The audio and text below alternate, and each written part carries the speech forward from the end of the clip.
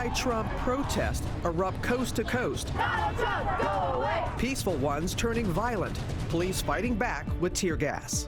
Tens of thousands of protesters taking to the streets, marching on Trump Towers in New York and Chicago. More than 100 arrested. Donald Trump heads to Washington, vowing to bring the country together after a bitter election. Now it's time for America to bind the wounds of division. He'll meet President Obama in the Oval Office this morning. We're not Democrats first. We're not Republicans first.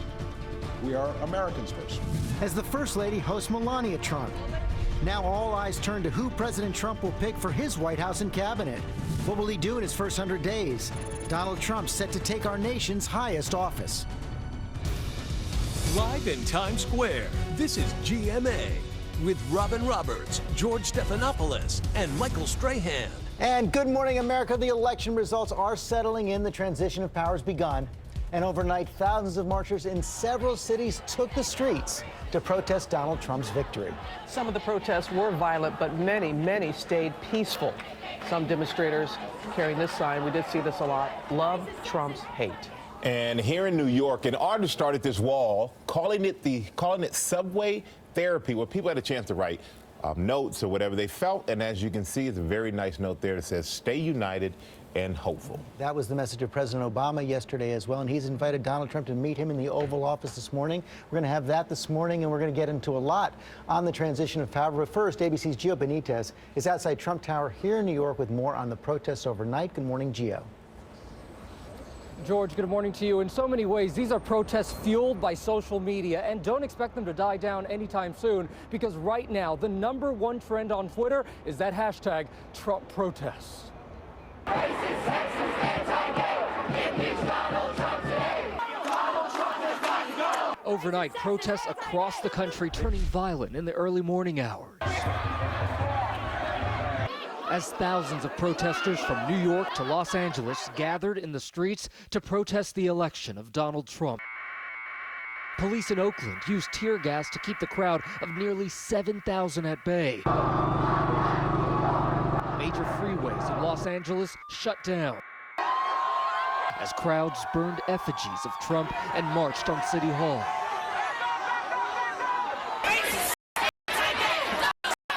Demonstrators flocking to Trump-owned properties in New York.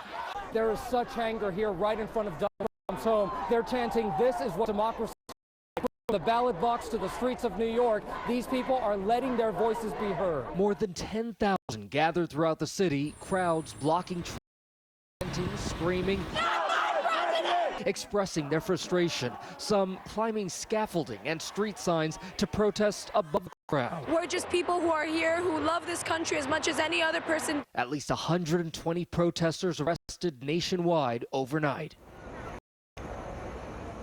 And we should tell you, the President-elect has not yet commented on these protests. But after being here overnight, I got to tell you, these protests were just so loud you could hear it for blocks. It's hard to imagine how anyone here got much sleep, Rob. You know, we did hear it loud and clear. All right, Gio, thank you. And the transition to the new administration begins this morning. President-elect Donald Trump meeting with President Obama at the White House, and his wife is meeting with the First Lady. Our chief White House correspondent, John Carl, is there with more on the big day. Good morning, John. Good morning, Robin. Today at the White House is not only the beginning of the transition from the Obama administration to the Trump administration, it is also the first ever face-to-face meeting between Barack Obama and Donald Trump. The president going out and the one coming in both say they want a peaceful and orderly transition. It is time for us to come together as one united people. We are now all rooting for his success in uniting and leading the country. But American politics has seen few enemies as bitterly opposed as these two. He's been perhaps the worst president in the history of the United States. Donald Trump is temperamentally unfit to be commander-in-chief. Trump fanned the flames of the birther movement, questioning whether President Obama was an American citizen and a legitimate president. 5 years later, Trump finally retracted his comments, but he didn't apologize. Donald Trump will take power in January with his party firmly in control of Congress, too. This is the most incredible political feat I have seen in my lifetime. we are going to hit the ground running. At the center of Trump's agenda, undoing much of the Obama legacy, beginning with the president's signature legislative accomplishment, the Affordable Care Act. Believe me, we'll get rid of that. I've been saying it for years. And Trump will look to make an immediate mark on the Supreme Court, replacing Obama's long-stalled nominee with one of his own. I'm also going to appoint great Supreme Court justices, so important. And of course, he's got a big promise to keep on border security. And as you mentioned, Robin, Melania Trump will be here with her husband, having her own one-on-one meeting with Michelle Obama. If tradition holds, they will meet in the residence over tea. And John, what are you hearing about what a Trump cabinet may look like? Well, it's early, but we can expect that some of those who stood loyally by Donald Trump through his campaign will be in the Trump cabinet. Some possible names would include people like Rudy Giuliani, Jeff Sessions, the senator who was the first in Congress, a significant figure to support him. Newt Gingrich, another possibility. Michael Flynn, the retired Army general, and maybe even the chairman of the RNC, who was there with him through it all, Reince Priebus. Perhaps. All right, John, thank you. Okay, we're going to move on now to Hillary Clinton. She had a difficult task yesterday, and she carried it off with grace and conviction, conceding to Donald Trump, comforting her supporters. ABC's Cecilia Vega was there for every step of the Clinton campaign. She joins us now. Good morning, Cecilia. George, good morning to you. She was surrounded by her family, her top aides, hundreds of staffers, so many of them in tears. This was an emotional goodbye and a chance for Hillary Clinton to speak directly to all of those women who supported her historic campaign. Hillary Clinton ending her fight for the White House and quite possibly her political career. This is painful, and it will be for a long time. An emotional concession in a Manhattan hotel. This loss hurts, but please never stop believing that fighting for what's right is worth it. The emotion overwhelming for many in the room, including former President Clinton and Clinton's closest aide, Huma Abedin. And to all the little girls who are watching this, never doubt that you are valuable and powerful and deserving of every chance and opportunity in the world to pursue and achieve your own dreams. Clinton delivering a message of reconciliation. Donald Trump is going to be our president. We owe him an open mind and the chance to lead. To them, she offered encouragement and urged perseverance. I know we have still not shattered that highest and hardest glass ceiling, but someday someone will. I want you to know that nothing has made me prouder than to be your champion. Ending with hugs and thanks for so many in that room. And former President George W. Bush called Clinton after that speech to thank her for her years of service. She is now back home in Chappaqua. Her aides are not revealing what comes next. And George, as you know, Clinton herself may not know the answer to that. Because she really didn't think about it. As we've talked about before, they really believed coming into this final week and going into the final hours before the election, they had this won. That's what all their internal polling showed. What are they telling you since then? They're still not talking, George. I was in that room yesterday with all of those top aides. Sources that I've been talking to for a year and a half were in tears. They are shell-shocked at this point. They had champagne on that flight, that final campaign flight. That shows you how they thought they had this in the bag. Every source I talked to over the last year and a half said this would be a tight race at the very end. No one inside the Clinton campaign thought Donald Trump would be the president. No, and especially in those two big states, Wisconsin and Pennsylvania, which he lost, they thought they had solid leads going in. And people, I'm assuming they will say at some point their base did not come out to vote. Okay, Cecilia, thanks very much. All right, thank you, George. We saw a big reaction on Wall Street as the election results started to come in. Stocks plunged, but then they rebounded to a near record high on Wednesday, and Rebecca Jarvis is at the New York Stock Exchange. Rebecca, what is going on here? Good morning, Michael. That's what everybody is asking, because all of the experts expected a major sell-off after these election results. Instead, what we got the day after the election was a huge gain for stocks. The Dow ended up the day after Election Day 257 points after a 1,000-point swing from the night before. After those results were coming in, now we're in striking distance of hitting an all-time record high for the Dow. So what's really happening here? Well, investors are still digesting accepting the reality that now we have a new president-elect, Donald Trump. What came out of Donald Trump's speech on election night was infrastructure. He talked about his commitment to spending on that. That's where we've seen a number of stock gains. We've also seen stock gains in healthcare, in defense spending, in defense type companies, because of Donald Trump talking about investments in the military and wanting to invest there. The big things here on Wall Street's mind are less regulation, lower taxes, but of course, there's still the question about trade. That could impact things going forward as well, Michael. All right, thank you, Rebecca. Now let's bring in ABC's Matt Dowd and Cokie Roberts. And Matt, seems like the experts at the market got it wrong too. The experts have been wrong a lot along the way. Join the group in this.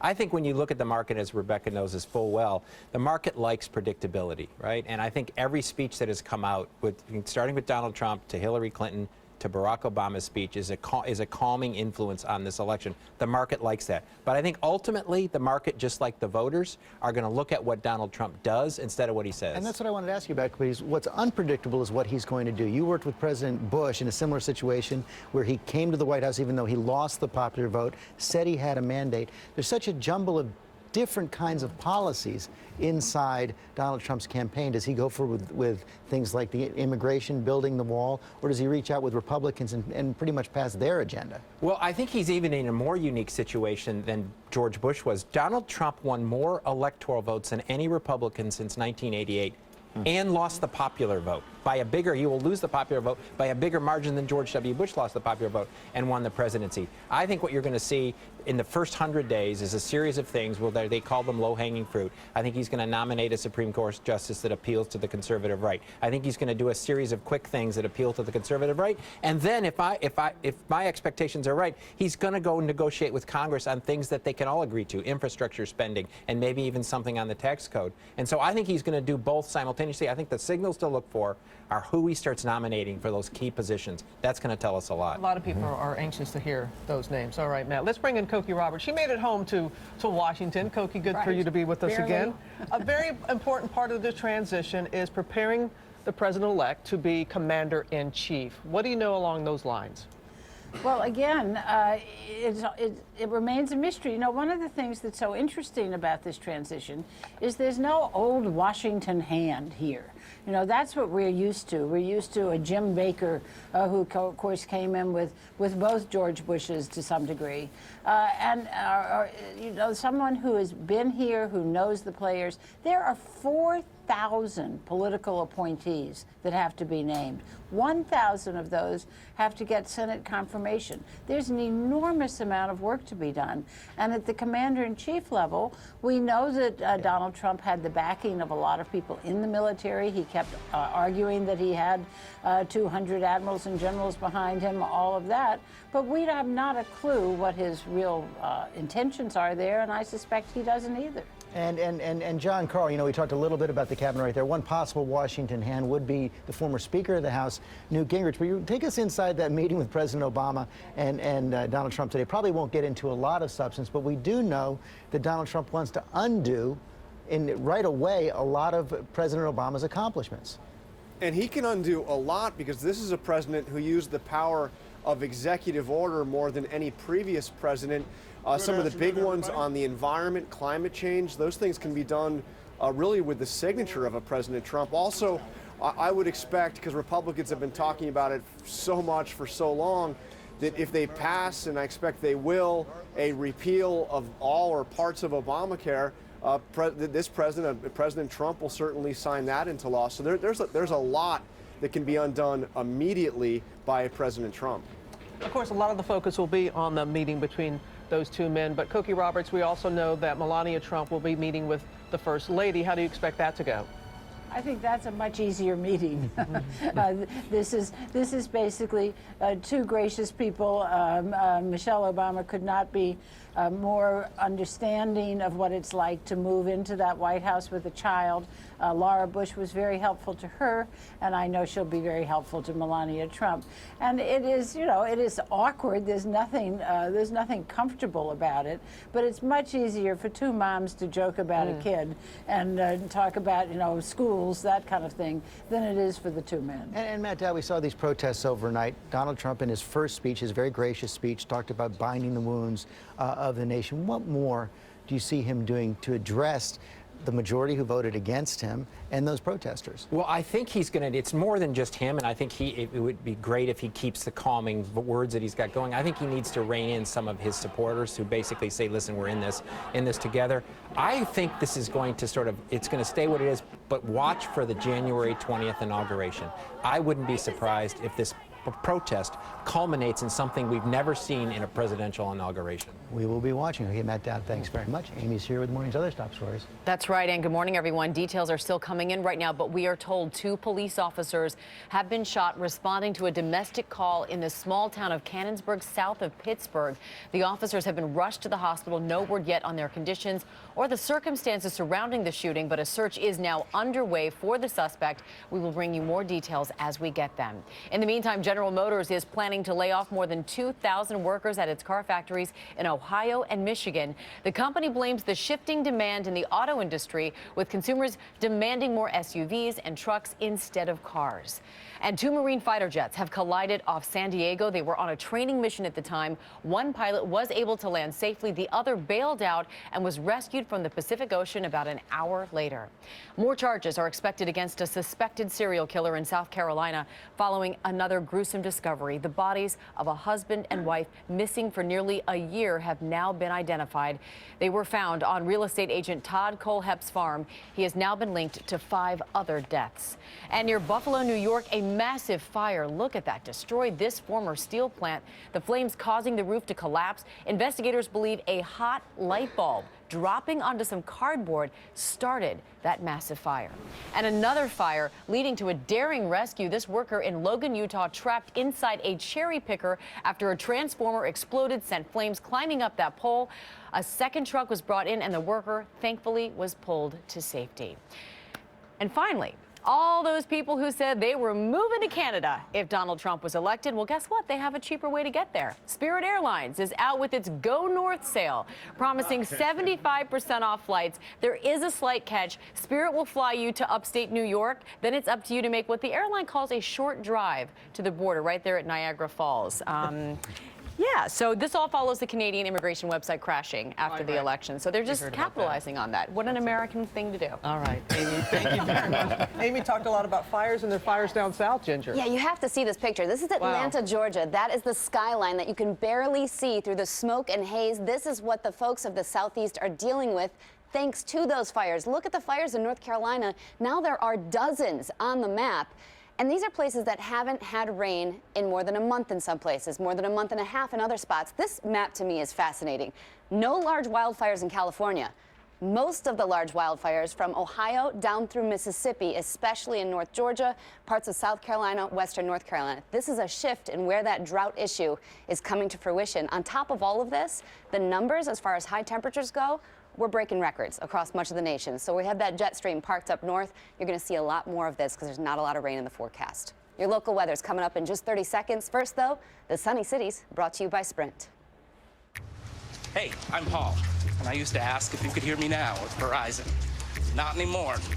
I'm with Sprint now, because guess what? It's 2016 and every network is great.